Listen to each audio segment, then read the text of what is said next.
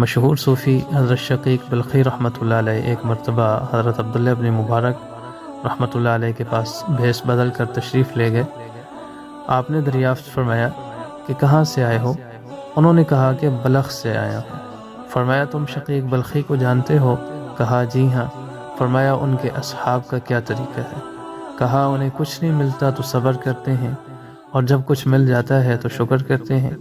یہ سن کر عبداللہ ابن مبارک رحمۃ اللہ علیہ نے فرمایا یہ تو ہمارے یہاں کے کتوں کا بھی طریقہ ہے کہ انہیں ٹکڑا نہیں ملتا تو صبر کرتے ہیں، اور کوئی انہیں روٹی کا ٹکڑا دے دے تو دم ہلا ہلا کر اس کا شکر ادا کرتے ہیں۔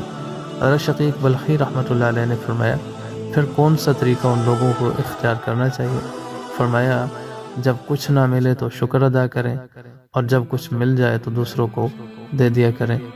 ناظرین، اگر ویڈیو پسند آئی ہے تو ویڈیو کو لائک اور شیئر ضرور کریں۔ ہمارے چینل کو ابھی تک سبسکرائب نہیں کیا تو اس چینل کو ضرور سبسکرائب کریں، ساتھ میں بیل کے بٹن کو بھی آن کر لیں تاکہ جب بھی ہم اس طرح کو ویڈیو اپلوڈ کریں تو اس کا نوٹیفیکیشن سب سے پہلے آپ تک پہنچے۔ السلام علیکم ورحمۃ اللہ وبرکاتہ۔